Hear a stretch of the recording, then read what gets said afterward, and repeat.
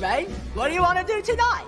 The same thing we do every night, Pinky. Try to take over the world. All right, yo, let's get into it. Try to take over the world. Speech and freedom. Try to take over the world. And greatest chaplain in the world, Mr. Try Lance to O'Neill. take over the world.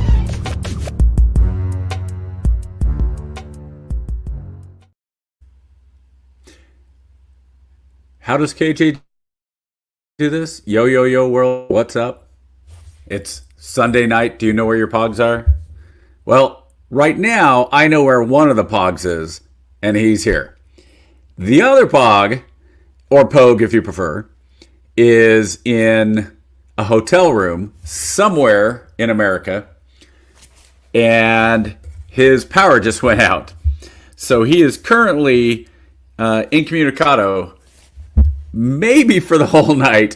I don't know. So I've got him on my messenger that I'm trying to find out what's going on with him, and we'll see if he's able to come in and make this 2 pogs instead of 1 pog.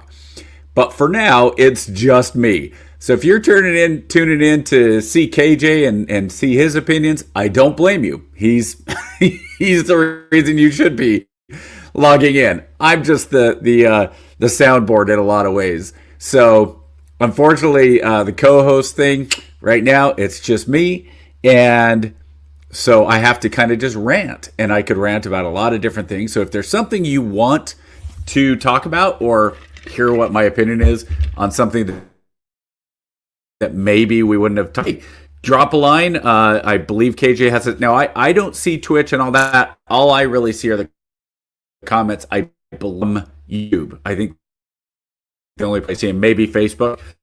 So if you see something and you want me to comment, somebody's watching right now. I also bought a new microphone. Oh, they were there for a second. They're not there anymore. So I don't know. Anyway, but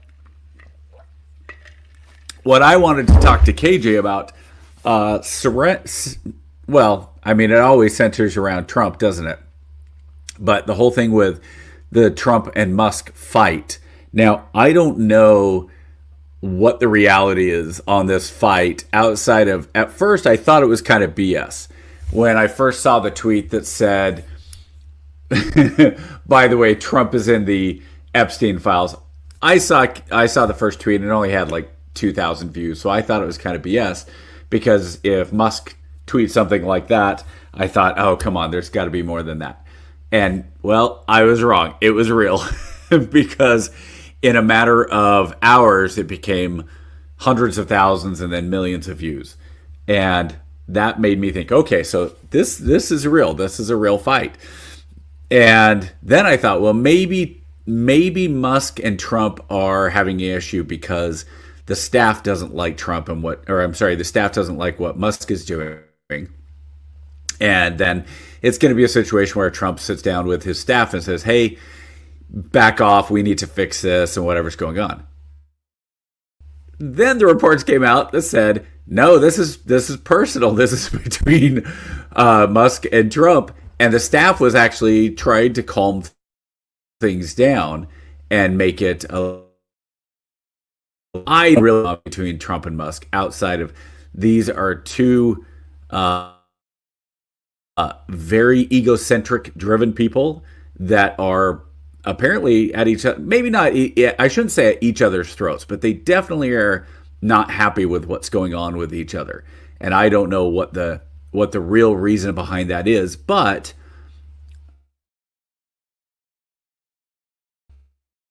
it seems as this is because of the big, beautiful bill.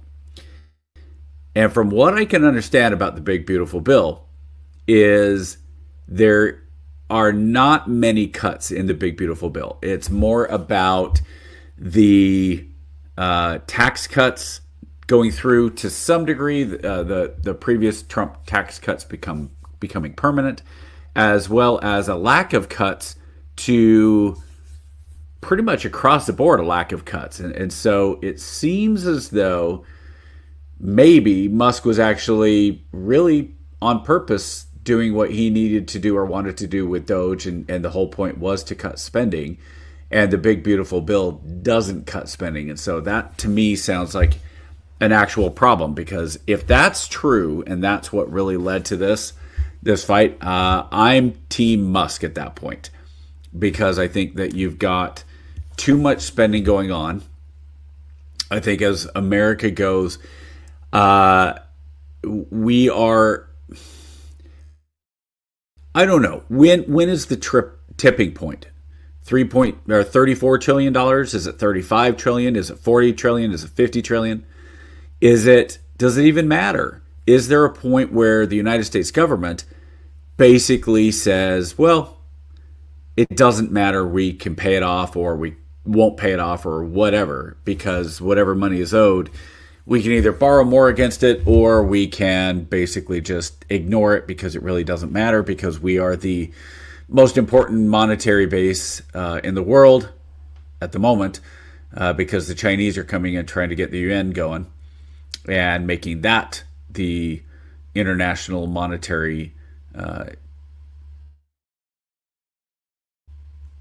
what the word is, item base. Because if we switch to the yuan, then that's the Chinese that's their dollar, the yuan. So, and then you're talking about a whole nother issue, because China manipulates their currency to a very significant degree, or has in the past. So then, are we ever going to go back to real currency with the gold standard, silver standard? Probably not. I find that unlikely. But what you've got right now is you've got Trump, who is not acting like a fiscal conservative. Speaker of the House Johnson, the Speaker Leader Johnson, who is not acting like a fiscal conservative. You have the Republicans doing what Republicans have done again for the how many nth time. When the Democrats are in power, oh, we need to cut spending. Oh, they're spending out of their minds, and it's horrible for the economy and horrible for the country. But then when Republicans get in charge, they turn around and they spend like drunken sailors as well. So it makes you wonder why. I have a big problem with Republicans when they do this, because Republicans can run all day long on being fiscally conservative, and they can say, "Hey, we're gonna cut things back. We're going to get control of this. We're going to try and make things better for the average person, the middle class person." But then when they get in power, they don't cut spending, and they don't do the things that they need to do to really make that happen. What they do is they turn around and they spend all the money that they seemingly can. I think that with Trump having Doge come in and try to say, hey, we're gonna make these cuts and we're gonna save this money, I thought that was a step in the right direction. Now the question becomes, how serious were they? How much did they actually try to, or how much is the Trump administration willing to actually cut spending? Are they serious about deficit spending? It doesn't seem that they are. So now you have Musk who's saying, okay, I'm out, or Trump saying you're out, depending on which perspective you want to look at. But not without a shot fired. So as Musk is going out the door, he drops a bomb and says, well, Trump's in the Epstein files. This reminds me of the movie American Beauty. If you haven't seen that, Kevin Spacey is the lead. He's they don't really say. I think he's an ad. He sells ads, or he's in marketing or something. And he's brought in and told that he's getting fired. He's out the door for whatever reason. They're just laying him off. And Spacey basically says to the guy, well, okay, fine. I've been here this long, and if you're going to fire me, then what's the severance? And it's minor. And then he says, well, then if you're not going to give me what I want, who's to say that you didn't just ask me for a sexual favor, and that's why you're now firing me? And the guy's like, well, what are you talking about? And so he threatens to go to HR. He says, you can either give me a year of severance, or I'm going to go to HR. So he basically blackmails the guy. And by doing that, he drops this bomb on him. And it seems like Musk might have kind of done that, but he did it in public. He didn't just threaten Trump. He said, hey, Trump's in the Epstein files. The funny part about that is if you've been following anything with the Epstein files, it's not a surprise that Trump is named in there. It's zero surprise at all, because everything that's come out has been that Trump was against Epstein. Trump was instrumental in getting Epstein arrested to begin with. Epstein was apparently hitting on girls at Trump Mar-a-Lago. I think it was at Mar-a-Lago itself. And so here's Epstein hitting on this underage girl who had been hired at Mar-a-Lago. She's the daughter of a member, and she's babysitting, doing babysitting services for the members. And Epstein comes in and basically starts trying to contact her, groom her, whatever word you want to use. And as this is going on, she reports it. It goes up, hits Trump. Trump goes ballistic and calls the authorities and says, hey, this guy's a dirtbag. You need to investigate him. And so that's the start of the whole Epstein drama. Because then, if you know the story, the powers that be went in and investigated, quote unquote, investigated Epstein.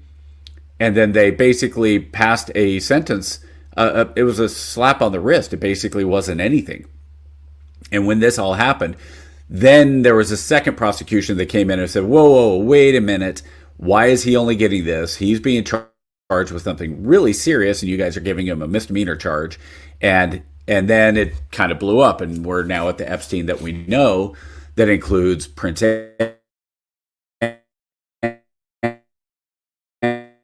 Andrew. Bill Gates didn't want any of this out. That's why he was so opposed to Trump, because Trump was going to release the Epstein files. And so he was pushing against Trump, and et cetera, et cetera. So what's in the Epstein files? I don't know. I think that we have probably a pretty good percentage. But then you have kind of this weird backtracking, I guess, because the number two guy in the FBI, thinking on his name, who was in charge of or had radio host, and he was a conservative radio guy, Borgani, or I don't even know how to say his name. Let me look it up. Who is, and I love Grok for this, by the way, Deputy Director of the FBI, who was a radio host. And I've had people say, don't use Grok because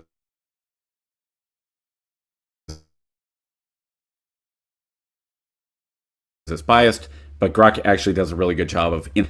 So Bogino, if you've watched some of his old clips, he was on his radio show saying, oh, there's all this stuff in there, and we're being misled, and if anybody tells you that there's not this stuff against these guys like Gates and Clinton and more celebrities, they're just full of crap. We're not being told what we need to know. It's being hidden. Then he gets put in as the deputy director of the FBI, and last week, I think it was, he came out and said, no, I've seen it all. There's nothing extra in there. Epstein killed himself. I've seen the file that says they went in and he was checked and the guards didn't check him, and when they did, he was dead, and it's all above board. So here's a guy who is making a career of being on the radio, TV, podcasting, whatever service you watched him, who says anybody who tells you that there wasn't more to the Epstein death and Epstein files is lying, is full of it. He gets into a position of power. And remember, the Epstein files have not been released in 100%. We have a pretty good chunk of it. We have a lot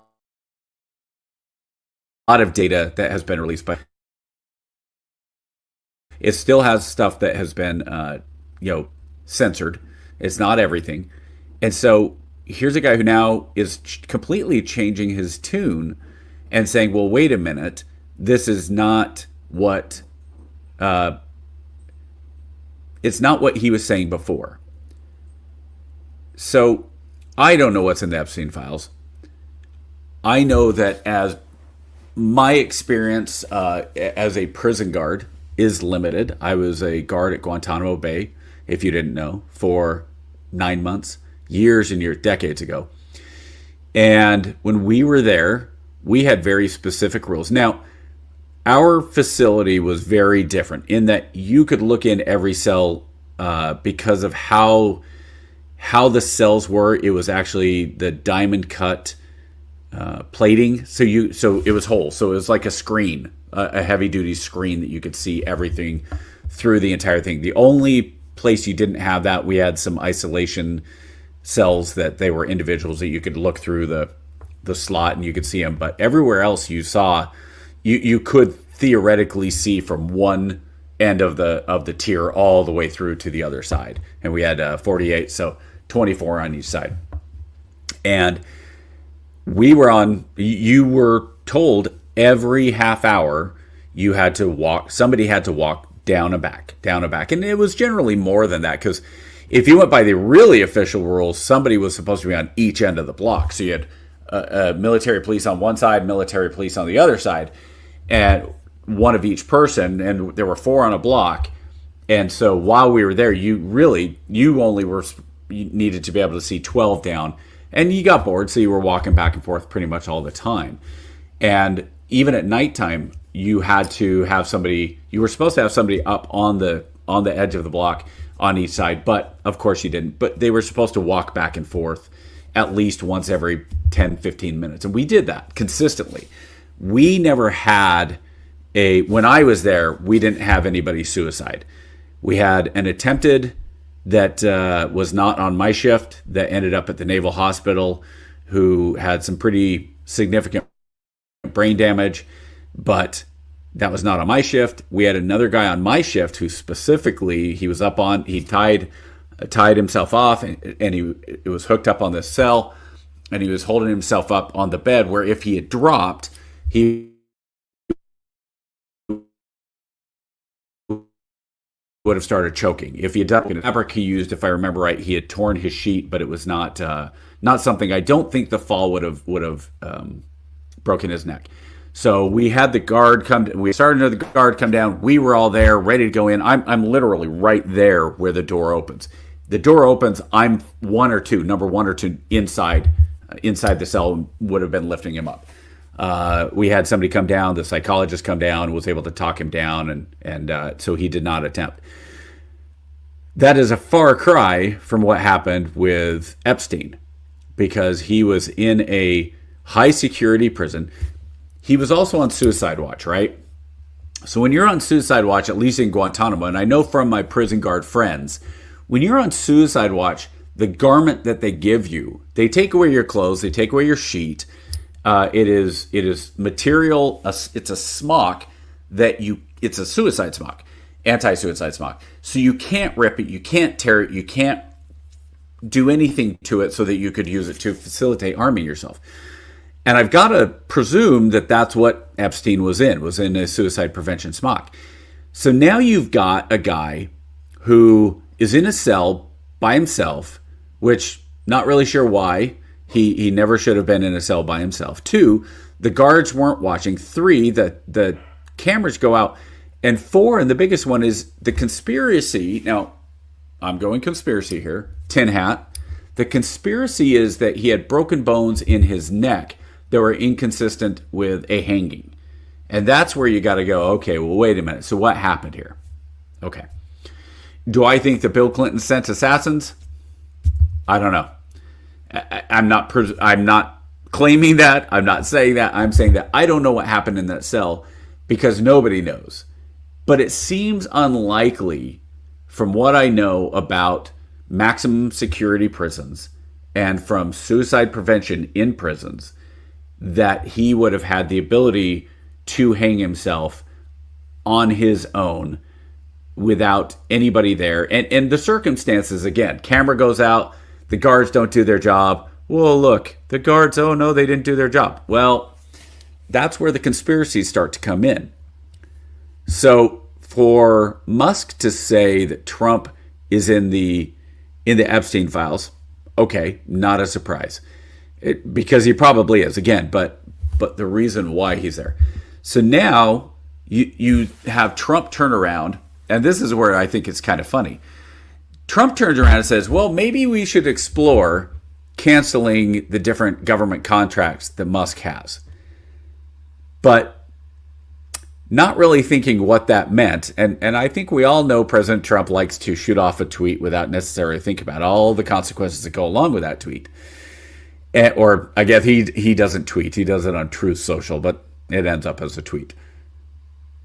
So he says, maybe we should do all this. And Musk kind of giggles and laughs and says, okay, well, I guess we should decommission Space Dragon. So the Musk corporations that have been flying the astronauts back up and down to the International Space Station, that's Musk. That's a Musk corporation. Those are all on federal governments through his corporations. And so he's like, okay, well, I guess we can just decommission that. And suddenly it's like, oh, wait, that's a bad idea. We like our astronauts to be able to come back to Earth. NASA currently is not very good at getting anything done. So maybe, just maybe, let's hold off on that. And that was Musk actually turned around and said, yeah, okay, well, we won't decommission that. We'll keep it going. But I think that also was probably, if not Trump, that was probably some very high officials letting Musk know that they would very much like him to keep his contracts and keep the ability to go and get astronauts back and forth from the International Space Station, etc., in play. So now, where are we at? We're at the staff now trying to get Musk to come in, or I'm not sure they're trying to get Musk to come in. They're trying to smooth whatever is going on between Trump and Musk. I think that Trump will likely, I don't want to say swallow his pride, but I think Trump will likely come out with something that mends the fence to whatever degree, and he'll do it in his way that seems like he's not really backing down, or he'll just ignore what happened.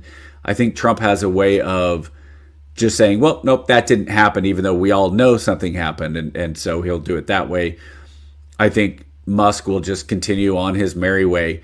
But the thing I think that's going to be really interesting is the reaction from the left towards Musk. Now, remember, Musk used to be a hero on the left because of the Tesla movement and the EVs and all the stuff that Musk was doing for what they believed were environmental reasons. I personally think Musk saw a market and he went for it, which I don't blame him. I think more than anything, he likes the idea of having as much money as he possibly can, which, so be it. So it's going to be interesting to see how the left reacts to Musk now. Are they going to bring him back into, if not his good graces, just leave him alone? We saw how many acts of vandalism against Tesla owners, which is, by the way, just absolutely ridiculous. Because just because you own a car doesn't mean you're endorsing the owner. I just bought a Toyota. Well, not just. Last year I bought an old Toyota pickup truck. Does that mean I endorse? I don't know who the CEO of Ford is. I believe he's actually is one of the grandchildren of Ford, though. I think he's one of the family members. But the others, I don't know. Honda, I don't know. Nissan, no idea. Last I saw it, Nissan was going to try to merge with one of them to become like number 4. I don't remember who Nissan was thinking of merging with. It might have been Honda. But all this stuff just makes me laugh because it's just so ridiculous. Nobody's representing America at this point. You have the Republicans who are being stupid with money, just like Democrats always are. Democrats spend even more recklessly. The Biden bill that was supposed to control inflation, well, it did something to inflation. It wasn't controlling it. It threw inflation, it made inflation go 10% and higher for certain quarters. And so Trump comes in and okay, if you like what Trump's been doing, there are things about Trump so far that I do like. Love that the border is, if not secure, illegal people coming across the border has gone to a trickle. The people that have overstayed their welcome and their visas are being asked to leave. Those who came illegal are being given a quote-unquote humanitarian way to leave. I believe the offer is we will fly you to your country, back to your country, and give you $1,000. Okay, I mean, as far as economics go, that does make sense. So, okay, Liberty, I don't know how to put your comment. Oh, there we go. I have not run this by. If the Republicans aren't stupid with money, they'll lose in the midterms and the next presidential election too. Yes, I think they will. And that's part of what's going on. But at the same time, and hey, by the way, Liberty, shoot me if my sound is better. I got a new microphone. Sound is better, or I need to adjust. Let me know, because KJ wasn't here where I could do it before the show. A big part of it is, oh, thank you. Okay, good. So the mic was worth it.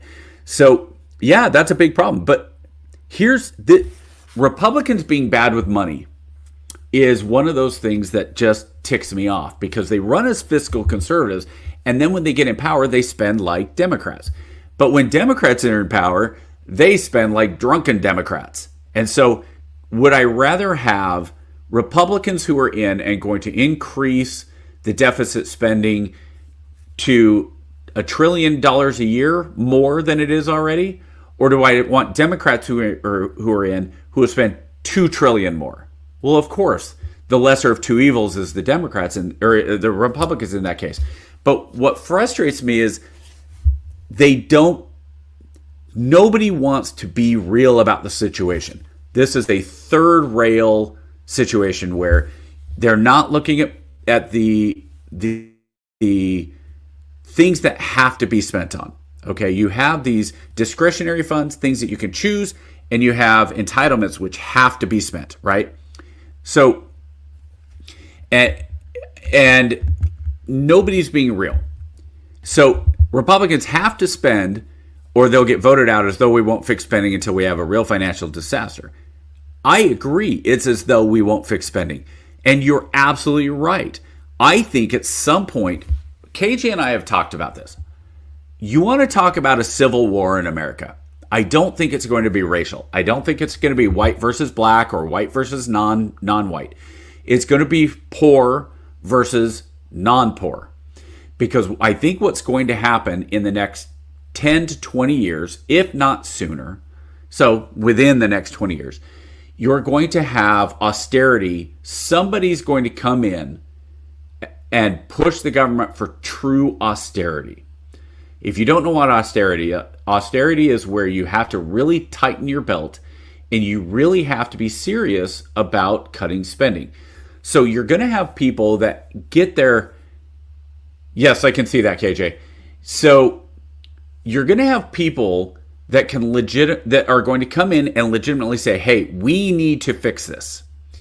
And that's when they're going to say, so instead of your benefits right now consistently increasing, COLA, cost of living allowance for retirees, for military, for Medicare, Medicaid. Now, of course, some of those are not directly, Medicaid is not a direct payment, but SNAP, you've already seen. These different things of entitlement programs, when they say we have to go from 100% of what you're getting right now to 70%, or else it's going to be insolvent. That's when you're going to have people freak out. And that's when I think you might have some real violence in this country. We went through that. We saw it in Greece. I believe about 20 years ago, they had to come in because they owed so much money to the EU, and they still do. And because they went through austerity, there was a lot of violence. And I think that's where you're going to see a real trigger, or a real, the fuse that is going to be lit. Now, until then, Liberty's absolutely right. The Republicans are going to keep spending when they're in power, and when they're not in power, they're going to complain that the Democrats are spending. And the Democrats are going to continue to spend, but they're going to fight, or at least act like they're fighting against it. Because right now they're looking at it saying, well, we don't like these tax cuts because then only the rich get the tax cuts, which is not true. There's tax cuts across the board. However, if you're going to continue to spend, it doesn't matter if you're a Republican or a Democrat, you're still spending this country into the abyss. And we're going to eventually go off the cliff, and it's going to be a bad situation. Now, there's one thing that, in my opinion, there's one thing that could happen that would keep that disaster from occurring. And it's actually out of somewhat dumb luck. In America, North America, specifically in the Colorado Rocky area, which goes from Arizona well into Canada, up into Edmonton and those regions, there is more oil shale in North America than the rest of the world combined. Now, oil shale can be used to produce petroleum. Now, petroleum is what you need for everything. Oil gets turned into petroleum. Petroleum gets turned into gas, into plastics, into asphalt, into pretty much your phone, the microphone, the headphones. Everything that you use uses petroleum-based products. Unfortunately, there's petroleum-based product in food, in a lot of our food even. So if we are forced to actually go in and refine oil shale, that is something that if we start to get good at it and we actually make an effort to progress the technology, then oil shale will be our saving grace, because we'll be able to produce enough petroleum that we will be significant exporters. Right now, we export a small amount of petroleum into the world market. But the other part is, if we are able to go in and we're able to start using places like Anwar Province up in Alaska, which I kind of laugh because every time you talk about Anwar Province, or the New York Times talks about Anwar Province, I saw this last week, it's one of the last pristine wilderness areas in America. Yeah, because you can't get there. It's almost impossible to get up there, and during half of the year, it's covered in ice, and you can't get there at all. So, of course, it's a pristine wilderness because nobody goes there, nobody wants to go there, nobody can go there. You might go there during the summer months and be able to get up there by plane, a 6 or 8 hour flight from Juneau, land, be there for a little while and a few months and come back at most. So, of course, it's a pristine wilderness. But there's ways to drill and there's ways to make it efficient, and you wouldn't be out deep in the shelf like you were with the Deepwater Horizon, where if there's an accident, you're going to have millions, if not billions of gallons of oil. You can build the pipeline. You can do it in a way that you could do it through the permafrost, etc. That would also, again, lead to U.S. Energy independence and being a major exporter. And if we become a major exporter, look at what Saudi Arabia, look at what Qatar, look at what the Middle Eastern countries, that is how they have their power. That is how they have the money to do what they're doing, because of oil. If you're old enough to remember, or you've seen reruns, or Nick, I don't think they even have Nick at Night anymore. There was a show, The Beverly Hillbillies. It's about Jed Clampett, who's a hillbilly in Southern America. It doesn't really say where. The accent would make you believe Kentucky, Tennessee, Louisiana area. And as the opening song goes, he's out shooting for some food, takes a shot, and up through the ground comes Bubbling Crude. And in the very first episode, he's talking to his, I believe it's his sister or family, some family relation who is not as backwater redneck as he is. I think redneck is what Clampett is. He's definitely a redneck. And so they say, oh, so the oil companies come out and they're going to give you some money. He says, yeah, but they're going to pay me with some. He's like, what do you mean a new kind of, there's no new dollars? Yeah. He said something like $1 million, and she's gasping. Now remember, this is supposed to be in the 60s, so millions and millions of dollars. And I believe at one point, I could be wrong, but I believe they offer him somewhere, it's around $200 or $250 million, if I remember. Early on, I started rewatching it last year, and so I got through the first season. I believe they say it's somewhere north of $200 million that he was given. Moves to Beverly Hills. Well, that is how the Middle East has made their money, is because oil production in the Middle East had until recently has dwarfed everywhere else. Now, America, if you don't know, America has enough oil to be energy independent. And our two biggest importers, we import from Canada and Mexico, and then the Middle East. So there is a ton of oil here. And that's the only way I think we're going to actually avert a financial disaster and a collapse economically, is if we're able to start using those resources. If we start using the liquefied natural gas, LNG, if we start really using oil shale and producing oil shale, we can avert both of those and convert those into energy and avert a financial crisis. However, when you talk to environmentalists and they talk about fossil fuels, they of course hate fossil fuels. None of them want to talk to China, which puts out the majority of fossil fuel pollution in the world. More than 50% of that fossil fuel pollution now is from China. And I believe India is a close second. Well, not a close second, but because they're not a majority also. But India and China put out more pollution, I believe, than the rest of the world combined, right? So you have these environmentalists who come in and they're complaining to the US, but they'll never go to China.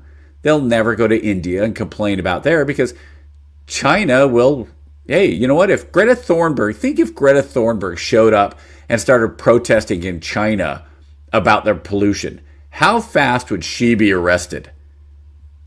Yeah, that's why they don't go protest, because China is an authoritarian government. They don't put up with this crap. And so for anybody who says America's an authoritarian government, as soon as you start getting arrested because you're calling it an authoritarian, then you might have a bit of an argument. But until then, it's not authoritarian, because you can complain about it. Authoritarian governments don't let you complain that they're authoritarian, okay? So I think that is one thing that is going to be potentially a lifesaver for America, unintentionally, or just out of dumb luck. But we do need nuclear power. If the technology advances where we can start using solar to a larger degree, fine. If we can start using geothermic, great. If we can use hydroelectric, awesome. Hydroelectric is not going to happen, though, as our dams continue to get older, because we can't build new dams, again, because of environmentalists. Nuclear power, all these environmentalists think that every power plant is another Chernobyl. That's not possible going to happen. It's going to happen. While nuclear power is absolutely the most efficient and cleanest energy the world can produce. Now, remember, efficient and clean, because if you start talking about just clean, well, there's some different things you can use. Between geothermic is extremely clean, wave power is extremely clean, but we're not there with the technology to be able to do that. So until we get the technology advances, then nuclear power is the way to go. And again, drill baby drill. We need to go in and start doing that. So to get back to Musk and Trump. So I think that you're going to have, Musk is going to be redeemed on the left to some degree, because especially if he goes full anti-Trump. If he goes full Trump derangement syndrome, if he goes and full out TDS and starts not just saying things like, well, we disagree that, but if he goes full on attack mode on Trump, I think the left will welcome him back with open arms, because it's not about Musk at that point. It's about being anti-Trump. And so we'll see what happens with Musk and Trump. I think Musk is in a very unique position, though. Musk sent out a poll, and I believe the response was around 150,000 people. It might have been more. I didn't. I saw when I clicked on it, I saw that was the number, maybe more. And he said, should a new political party be started in America that would represent the 80% of voters in the middle? And overwhelmingly, yes. And Musk is actually in a very unique position. Musk could actually start that party.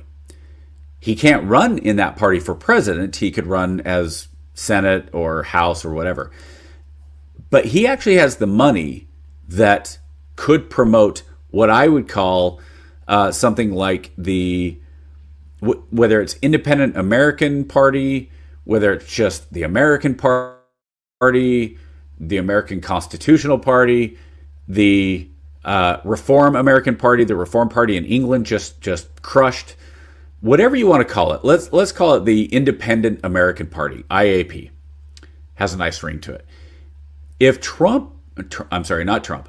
if Musk was willing to pump significant amounts of money into a new party, and when I say significant, I'm talking about billions and billions of dollars annually.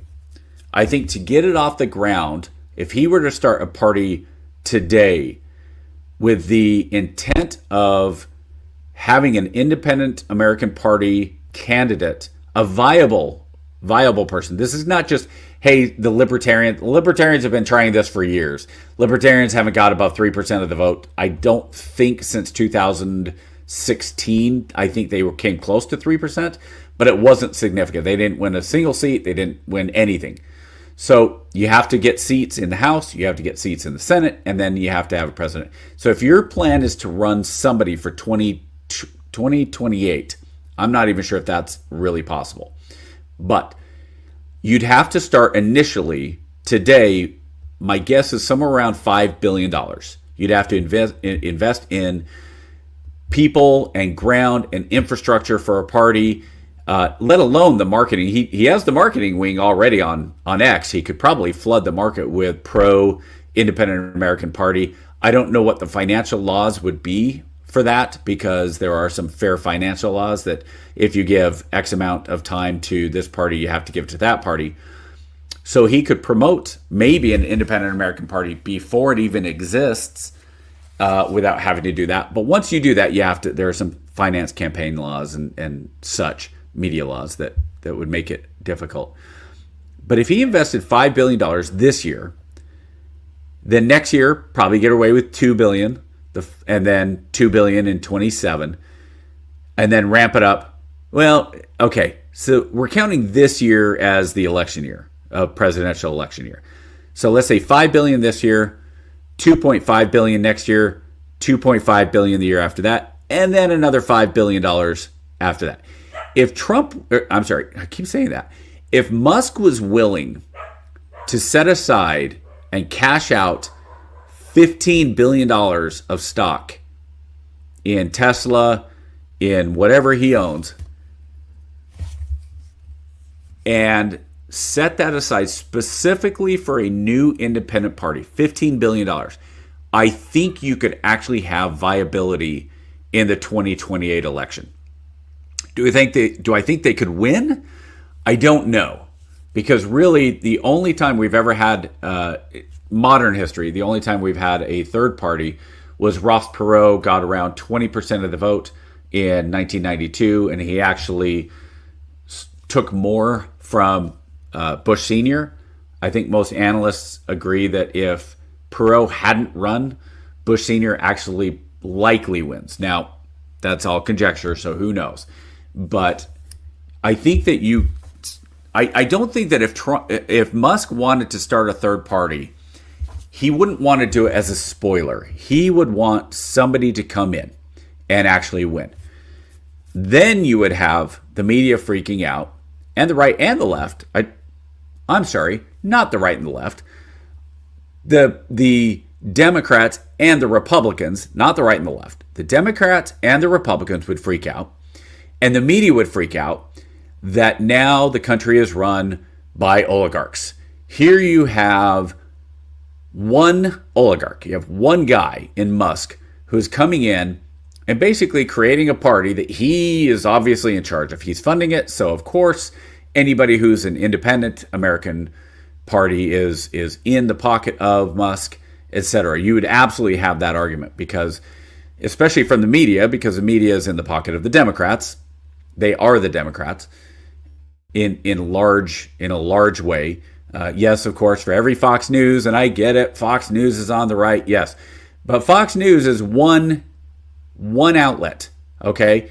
For every one Fox News, there's a CNN, a CNBC, an MSNBC, an NBC, an ABC, a CBS News, HLN. Everybody else is hard left, middle to hard left. And Fox News at best leans right. They are not a hard right. They are not a conservative news organization.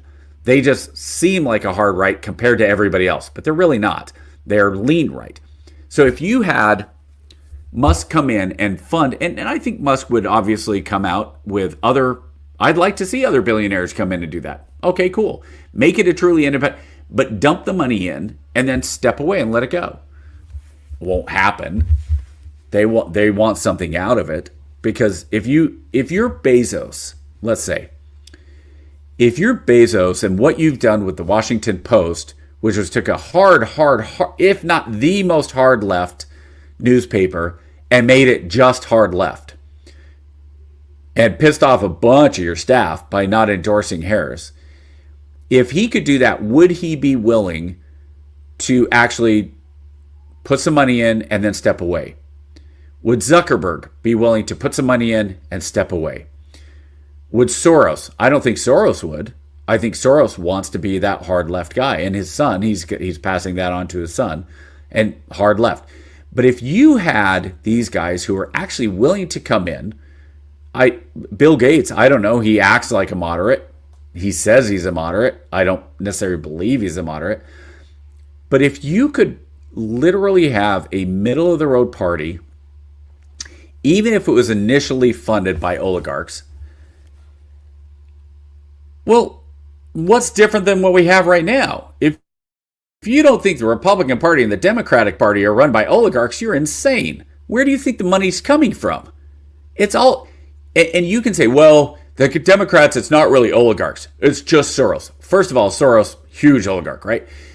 But take it the next step, and you can argue they are not oligarchs, but the unions act like oligarchs, okay? The unions make hundreds of millions of dollars of donations to only one side of the aisle, and they have billions of dollars in their coffers. So they're absolutely as oligarchs, all right? And it's the same as don't get me wrong, it's the same on the Republican side. The Republicans have corporations that are worth billions of dollars that are going in and funding everything the Republicans do. The grassroots stuff, yeah, okay, there's grassroots, and there are people that go in and donate their grandmas, that go in and donate their $5 to this or $5 to that party. But that's not where the money's coming from. The money's coming from massive corporations, from oligarchs that have billions of dollars that they can use, and on both sides. Is it the Adelman family that runs the casinos that was so pro-Trump? I believe that's the name. I could be wrong. I'm not doing great with names right now. And if KJ was here, I could actually look it up, but KJ's not here. So you have these different people that come in, and they could fund, absolutely, they could fund a independent American party. And I would love to see Elon Musk do that. I think that he could actually get some really moderate people in the middle. Now, I am not a moderate. I will tell you right now, I am a conservative. People might label me as far right. I am a conservative far right in terms of I believe in the Constitution. I am a constitutional literalist. I think what's in the Constitution was written into the Constitution. That's how it should be. I don't think there's a ton of room for interpretation of the Constitution. I think the Constitution was written pretty plainly, especially the Bill of Rights and the 27 Amendments. I think they are written in a way that, for the most part, you can read them pretty clearly. And when we get down into the weeds, that's where the problem is. I think if we had traditional literalists who are on the court, you wouldn't have a lot of the problems that we're having as far as what's constitutional or not. And I think the court, that goes all the way down to the lowest level federal and state courts. If they followed what the Constitution actually said, I think we'd be doing a lot better as a country.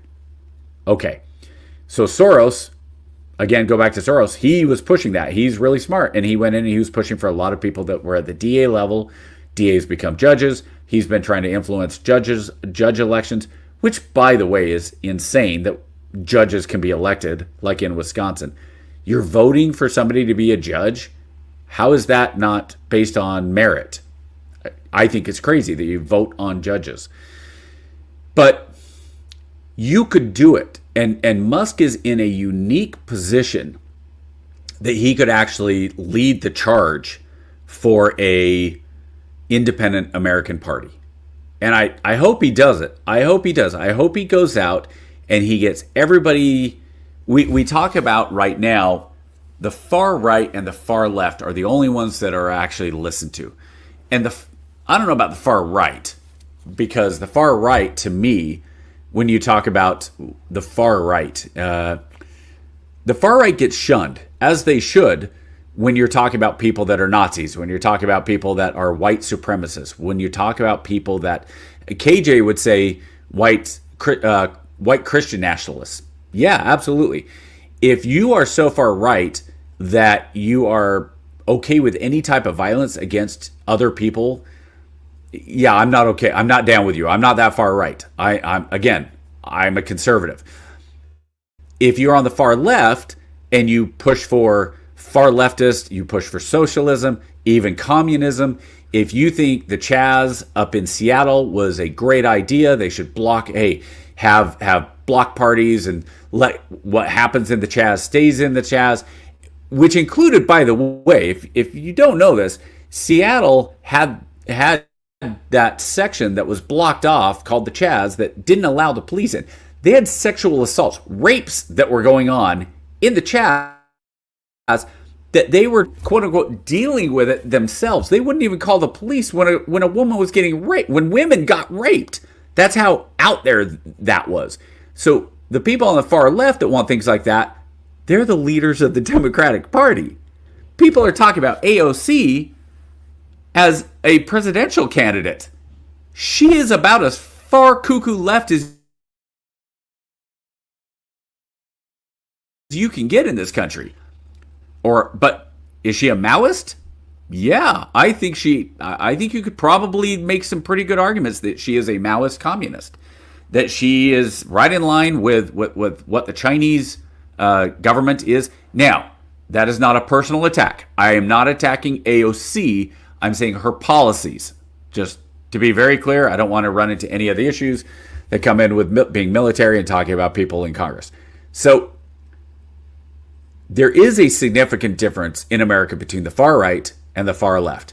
The far right gets shunned, rightfully. The far left gets embraced, strangely, which is crazy to me.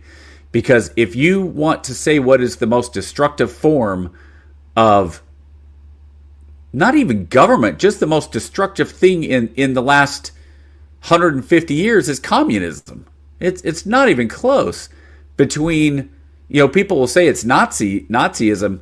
It's not. The Nazis absolutely killed 10 million, 15 million people. Maybe 20 million if you include Russian war casualties and the numbers involved between everybody involved in World War II. It's probably somewhere north of 20 million. But then if you start looking at what Stalin did and what was going on in Leninist, Stalinist Russia, what was going on in Mao's China, what was going on in the down in Cambodia with the Khmer Rouge and all the communists, you're talking north of because of communism in the world in the last 100 years. So it's not even close. And yet, communism, if you had an elected official, somebody who's running to be an elected official in certain parts of this country, who said, yeah, I'm a communist. Seattle, for example.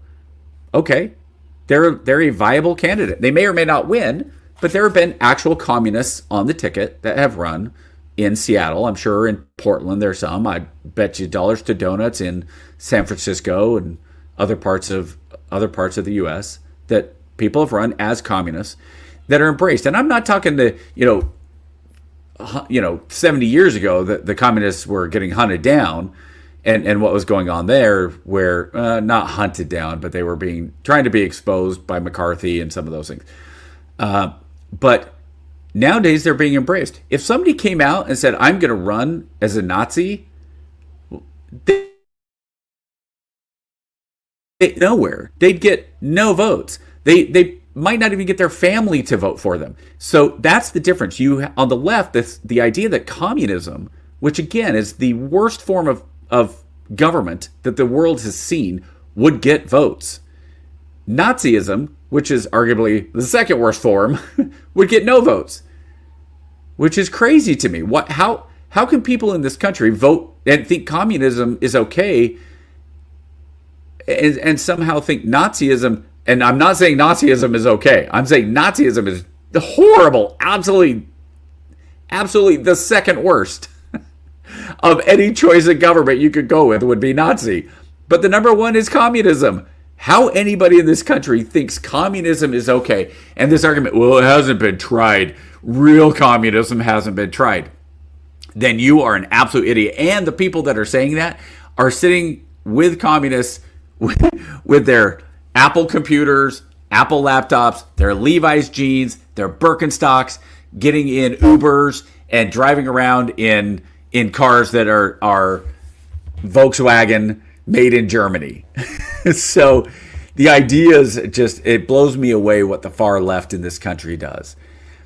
I hope that Trump and Musk are able to at least mend the fences to a degree that it doesn't become a distraction. And it was a distraction to me. I've talked for almost an hour on Trump and Musk, and I didn't even talk about what's going on in Los Angeles with the immigration raids, which is an absolute fiasco, which I think that the National Guard coming in is probably the right move. I have friends that are concerned that the National Guard, including KJ, could turn into a National Guard situation of Kent State or of the South from the Civil Rights era. I don't think so, personally. I don't think that's the way it will go. So I only have about 2 minutes. And I would click the loud thoughts button, but I don't know where it is. I think KJ might have maybe oh, nope, that's not it. So let's not do that. I am not going to change anything. But my final thoughts are this. If you're going to come in this country illegally, you need to leave. If you are fighting law enforcement that is trying to remove people that are here illegally, and you are actively committing violence against federal agencies such as ICE, Department of Homeland Security, local police, the National Guard, you need to be arrested and you need to be thrown in jail. And if you're illegally here doing this, you need to be arrested and deported on the quickest way out. You should be dumped in whatever country you're from, GTFO, get the family out, go back to the country that you're from. I don't care if you are from Mexico, Guatemala, Canada, Ireland, Sweden, African country, insert African country here, China. If you're here illegally and you are supporting any of these riots, you should be arrested and deported. If you're here legally and you're supporting it, I think you should be charged. I think this is basically a terroristic act if you are creating a mob against duly licensed and vetted law enforcement agents. So there you go. I don't know if KJ will be next week. I hope KJ is here next week. If not, it's going to be me for another hour. I don't think any of us want that. For those of you that were watching tonight, love you. Hope you're here. Liberty, thanks for the little bit of input. Thank you for letting me know the microphone works a little bit better too. And with that, I will call it the end of the night. You guys all have a good night. Next week, same bat time, same bat channel.